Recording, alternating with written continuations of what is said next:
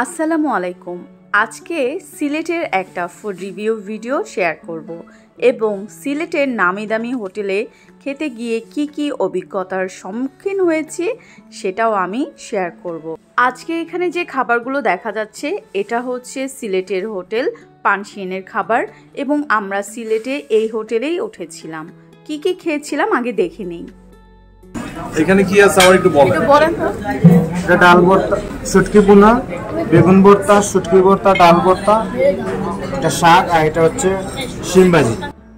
আমরা যখন সিলেটে গিয়েছিলাম তখন সরকারি ছুটি চলছিল একটা 3 দিনের এবং সিলেটে কিন্তু অনেক বেশি লোক সমাগম ছিল তখন। যেটা হয়েছে আমরা ঢাকা থেকেই সিলেটের কিছু বিখ্যাত হোটেলের যাওয়ার প্ল্যান করে গিয়েছিলাম। সেই অনুযায়ী আমরা ভিজিট করি পানশি হোটেল, পাঁচ ভাই হোটেল। সেখানে খেতে গিয়ে একটা জিনিস লক্ষ্য করলাম, আমরা যখনই খাবার যেটাই অর্ডার করি সেটাই নাকি ওনাদের শেষ হয়ে গেছে।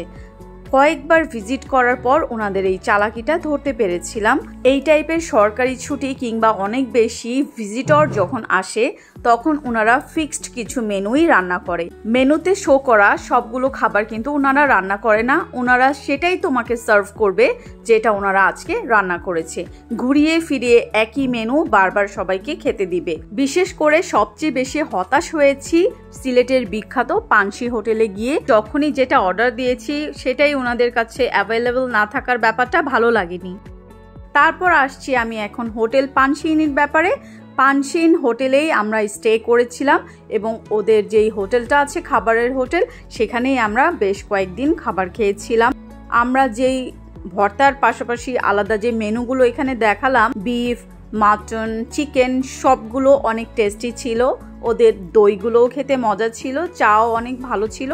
হোটেল পানশি ইনের যদি রেটিং করতে হয় আমি 10-এ 10 দিব। আমার কাছে ওনাদের প্রত্যেকটা খাবার অনেক ভালো লেগেছে। আবার নতুন আরেকটা ভিডিও নিয়ে খুব তাড়াতাড়ি চলে আসবো। Thanks for watching. আল্লাহ হাফেজ।